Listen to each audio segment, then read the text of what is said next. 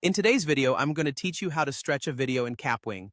If you've ever worked with videos, you might have encountered situations where your video doesn't fit quite right within the dimensions of your project.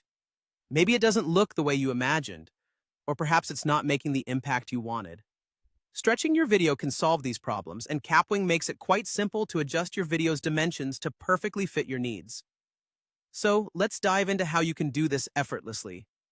First, you'll want to have your project open in Kapwing. If you haven't started a project yet, head over to kapwing.com, log in, and create a new workspace with your desired project settings. Once you have your project ready, upload the video that needs resizing. You'll typically see a preview of your video in the editor space along with other editing tools.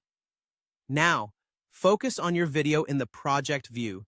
Simply click on the video to select it, providing you access to various editing options. You'll see that once the video is highlighted, icons will appear at the corners of the video. These are the tools you'll use to stretch the video. So, what do you do next? Just head over to any of those little circles situated in the corners of your video. By clicking and dragging them, you can adjust the dimensions of your video frame. One nice aspect of using these corner icons is that it allows you to stretch the video proportionally.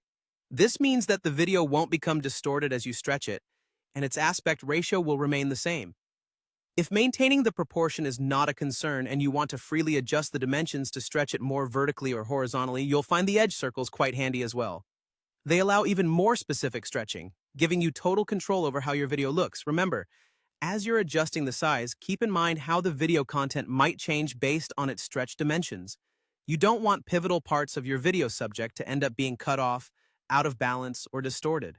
After making your adjustments, always preview the final result to ensure that it's the look you're going for.